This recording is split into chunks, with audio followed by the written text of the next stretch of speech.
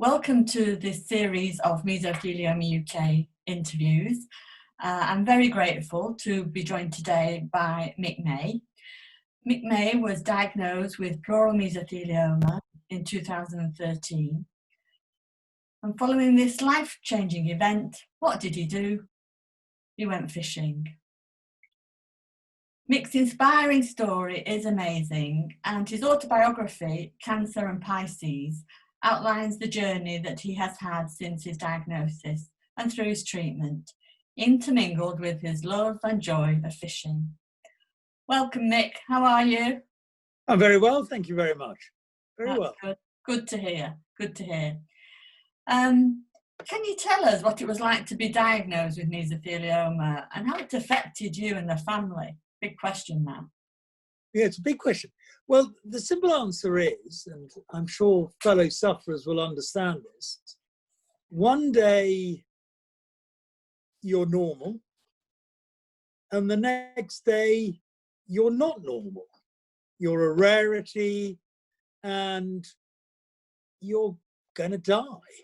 And I don't really know why that last sentence should be so shattering, because we all know we're going to die, but you come away with the clear impression you're going to die in a relatively small number of months. And I've always thought of that as sort of 12 to 15 months, unfortunately. So it's earth-shattering. It's completely earth-shattering. But throughout it all, I would say I've been very lucky. Mm-hmm. And the family at that time, how I know the kids or big kids now, but they were fairly young then, weren't they? And that must have been very difficult. The six of them, six lovely children. Yes. Yeah. Well, we're very lucky. We've got six. I always say we've got one plan, five mistakes. And the youngest was only 10. And funny enough, she was in a way the most shielded, because I don't think she knew how to use the internet, and it was just accepted. I think it was hardest on some of the elder ones in their late teens, who, in spite of being told not to use the internet, did use the internet. And so that was a shattering event for them, because their father, who sort of, quite a character and sort of quite fit and healthy, was suddenly not fit and healthy.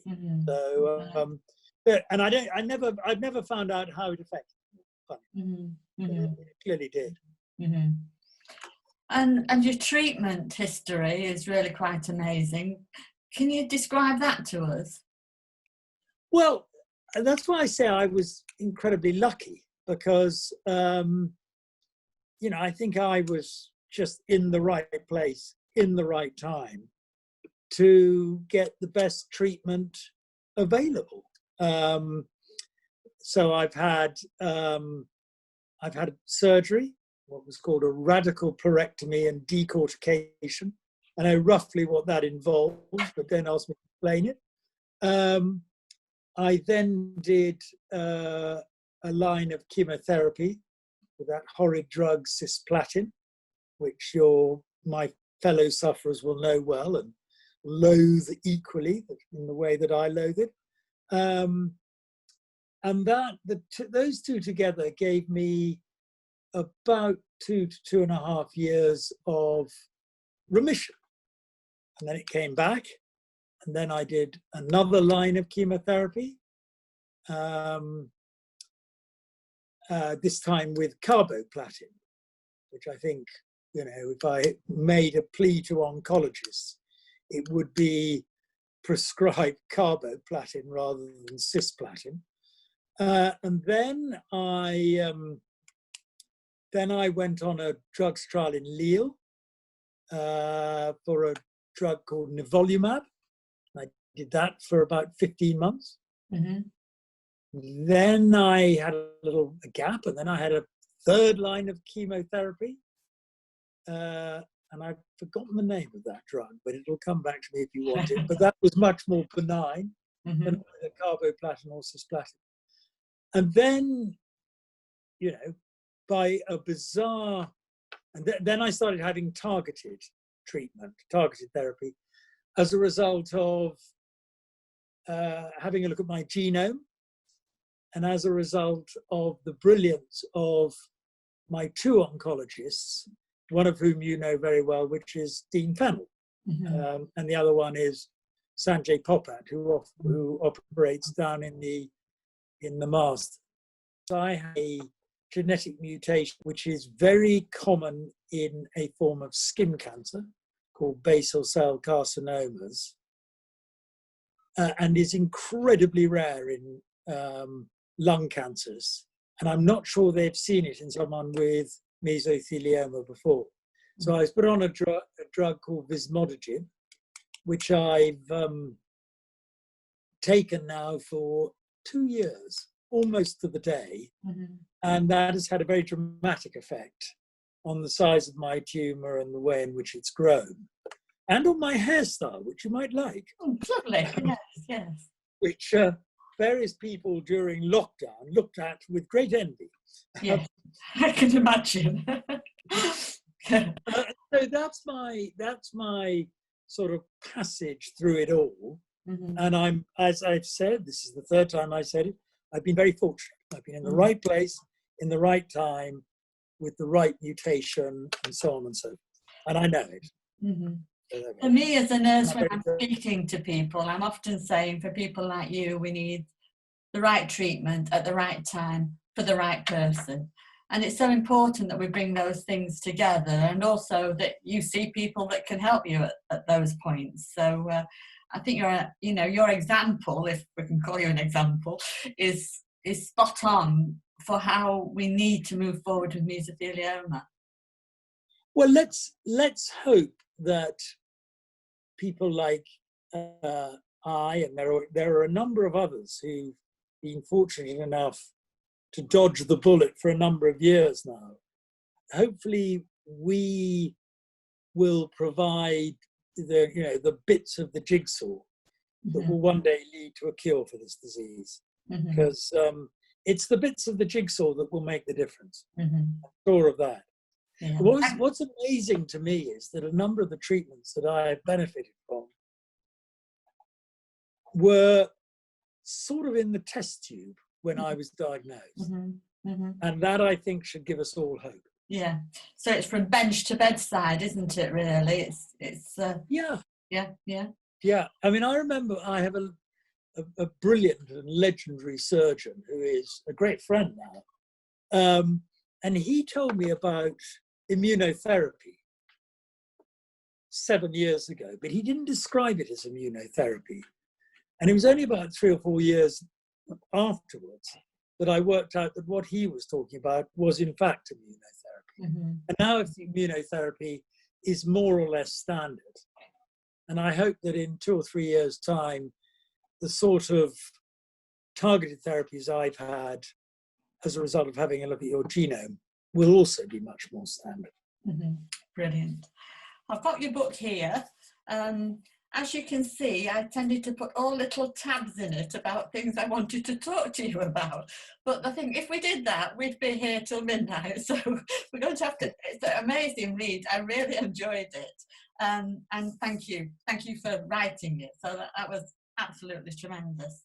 I found your account of the doctors that have been involved in your care so interesting, probably because in the mesothelioma community, we know each other, or if we don't know each other working with them, we know of each other by various groups that we're involved with and referring people onto them.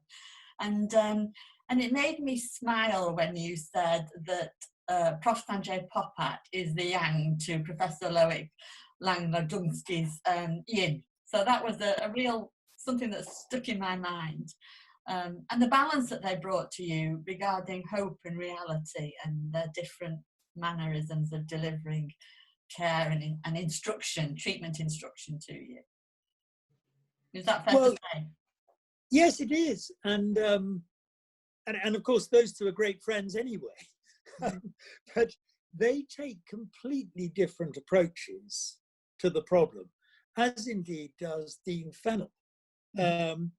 And my life is made very easy as a result, in that I know, because I'm very lucky, that I have, you know, this ridiculously talented team.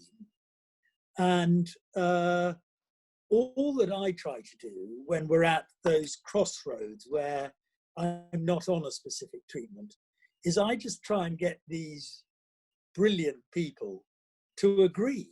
And then once they've agreed, my life is easy. I have never looked up any drugs on the internet. I look up side effects to understand what's happening to my body. I never look up the drugs. And it's made my life incredibly easy as a result. I hope they tell you about the side effects. I hope they deliver that information when they speak to you. They do, but you know, some of the side effects are very straightforward. And you know, cisplatin, the side effects everyone knows about, and they're horrible. When I was diagnosed with vismodegib, mesothelioma or even lung cancer doctors don't understand it because it's a skin cancer drug. So you have to do, you know, when your hair starts falling out, you have to work that one out yourself. Or when you get, I have cramps all the time. When you get cramps, you have to work that one out. Because they don't always know this stuff because drugs are new. But, you know, they're great people and they're lovely people to see. That's great. And they've all become great friends, actually. Great mutual respect. I have to confess that I knew nothing about fishing before I read your book, and I can see that it's like any sport now. To anybody who's keenly interested in any sport, that it reels you in, if you'll pardon the pun. But tell me what part fishing plays in your life. Well, fishing has always sort of been there since I was in my mid-20s. And it just happens to have played quite a large role in my, in this story of my illness, because I was about to go fishing when I was told that they were worried about what was in my lungs. And I didn't recognize the severity of what they were talking about. So I told them I wasn't going to see them on a Monday because I was going fishing. I was going to see them on the Tuesday. And they were slightly surprised by this, but laughed a bit. And then it's just always been there, because the big developments in my disease always tended to happen in the summer months when I was fishing. I don't know why. And if you like fishing, fishing is an interesting sport, because it takes up a large amount of the day and it transports you literally and mentally to a different place. So it transports you literally because you tend to fish in very beautiful places on riverbanks surrounded by nature. And mentally, because you have to concentrate very, very hard. And so when you're doing these things, you do not think about anything other than fishing. You don't think about your disease and so on and so forth. And so it was the perfect counterpoint to the series of very fraught diagnoses I had in 2013, when I was basically being told that, you know, my life was very different and may not last very long. And it was the most wonderful counterpoint to that. Now, the caveat is you have to like fishing. For the benefit, if you don't like fishing, you're going to sit on a cold, wet riverbank and be bored stiff and just worry more. But if you like fishing, it just takes you to a different world. If you don't like fishing, find something else. Is that the adage? Well, one of the things I would say, Lorraine, is I never, ever dispense advice to people. That if I have given anyone any advice in that book, I've failed. I just basically say sometimes what worked for me, but it's very rare that I say what worked for me. But fishing, if you are lucky enough to to have a passion, any passion. I mean, it could be butterfly collecting. It will take you, or stamp collecting, it'll take you to a different world. And that world is often a very good one, actually. So, but mine just happened to be fishing. Yeah. Your first career was in finance, and that was where you had your contact with asbestos, wasn't it? Yes, yeah. I mean, I should never have become a banker, and I was hopeless at it, and didn't really enjoy it, actually. But yeah, of all the strange places I was exposed to asbestos inside a 23-story building in the financial centre of London when I was about 23, 24. And it manifested itself 30 years later. And not many other people from that building have been affected, but one or two have. Lots of strange, or not lots of, but a number of slightly odd lung-related diseases came out of the building. The second part of your career was in social enterprise, working with prisoners and released prisoners, obviously, and trying to get them re-employed. That must have been amazingly satisfying. And by the way, congratulations with the OBE. That must have been a lovely event. Thank you. Other buggers' efforts, as my father used to call it. I have a friend who has an OBE, and he coined that phrase, other buggers' efforts. Well, it usually is, because if you're a realist and you're not self-obsessed, you know that you can only do these things through teamwork. Why ex-offenders? I mean, I touch on it slightly in the book. I was quite a wild youngster. And I don't think I did put this in the book, but it's true. I was arrested twice in my youth, but never charged for what I would call an excess of exuberance. You didn't mention it in case they came back for you, did you, Mick? Well, but I was never charged, and I thought to myself, if I had all the benefits that I had in life, and I've been very blessed, and I managed to get myself into that sort of trouble, people who've never had those benefits, are on a hiding to nothing. And the two great breakthroughs to stopping people reoffending is to get them off drugs, which I didn't really know much about, or to get them employed. And I just decided to employ them. And it was a wonderful career, and I loved it. And it was the best job I ever had. And I never knew when the weekend started, and I never knew when it ended. Not because I worked so hard, although I did work quite hard. It was just that it was so much fun. And it was lovely. And ex-offenders are just like, well, they are a part of society, but they're just like everyone else. They're just a bit madder and a bit more chaotic. And when I say mad, they're just a bit more out of control, and their lives are a bit more chaotic. But a lot of them are very good human beings. So that's what I learned, and it was a great thing to have done, and I was very lucky. Life is very much a ribbon, isn't it? You were chair of governors at the academy school close to the Grenfell building when the fire ravaged through it, when there was that dreadful tragedy in 2017. That must have been really harrowing for you and everybody involved. Well, it certainly put my own misfortunes into context, that's for sure. I've led a very happy, relatively long, full life. And, a number of these kids were 11, 12, 13, and it's terrible. But, it was one of those strange things. It was a job that you took on thinking it was going to be mainly, doing stuff by the book, and it ended up being something very different. But the school is a very good one. It's got great staff, and you know, to the extent that one was able to help, it was a privilege actually. And I'm still involved. You know, we're dealing with COVID now,